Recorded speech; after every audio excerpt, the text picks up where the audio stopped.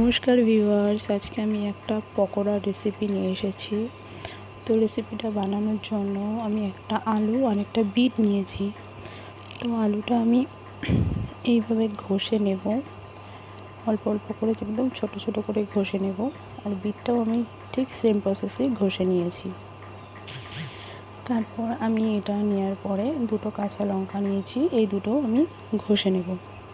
তারপর আমি এখানে একটা বড় চামচের 1 চামচ বেসন নিয়েছি। আর বেসনটা নেওয়ার পরে আমি এতে আর 1 চামচ দিচ্ছি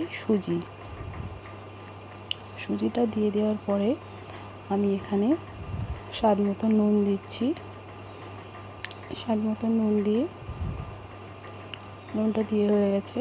এবার আমি এতে দিয়ে দেব অল্প একটু হলুদটা দিয়ে আমি ভালো করে মাখিয়ে নেব, হাত দিয়ে মাখিয়ে নিচ্ছি। তো এটা মাখানো হয়ে গেলে আমি এতে একটু চিনি দিয়ে দেব। চিনিটা দিলে একটা মুচমুচে ভাব আসে। তো চিনিটা দিয়েও আমি একটু মাখিয়ে নেব। মাখিয়ে নিয়ে আমি এটা কিছুক্ষণ রেখে দেবো এইভাবেই। কিছুক্ষণ পরে আমি বানাবো পকোড়াটা। তো আমি গ্যাসে কড়াইটা বসিয়ে দিয়েছি। কড়াইটা তেতে গেলেও এবার আমি এতে তেল দেব। তেলটা দিয়ে আমি ভালো করে গরম করে নেব। আর আমি পকোড়াটা কম আঁচেই ভাজবো। তো আমি পকোড়ার জন্য দিয়ে দিচ্ছি, পকোড়া ভাজার জন্য তেলের পরে দিয়ে দিচ্ছি।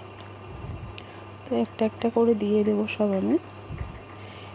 পকোড়াটা খুবই ভালো হয় খেতে, এটা সন্ধেবেলা মুড়ির সাথে ভালো লাগে। তো আমার চ্যানেলটিকে প্লিজ সবাই সাবস্ক্রাইব করবে, লাইক করবে আর অবশ্যই সবার সাথে শেয়ার করবে।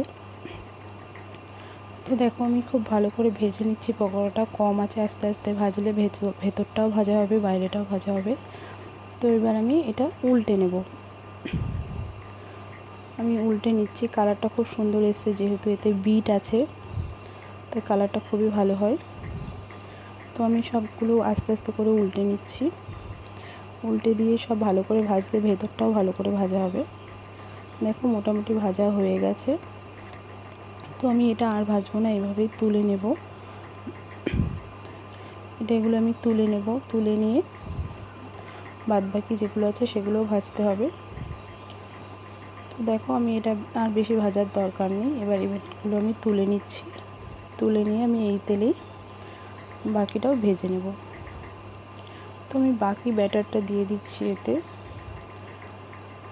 বেশিটা বাকি নেই, আর অল্পই আছে, 4-5টাই হবে। তো আমি এগুলো ভেজে নেব। ভেজে নিয়ে আমি এগুলো দিয়ে দিলাম। দেখো এটাও আমি ভালো করে ভেজে নেব, এপিট ওপিট দুপিটই ভালো করে ভেজে নেব।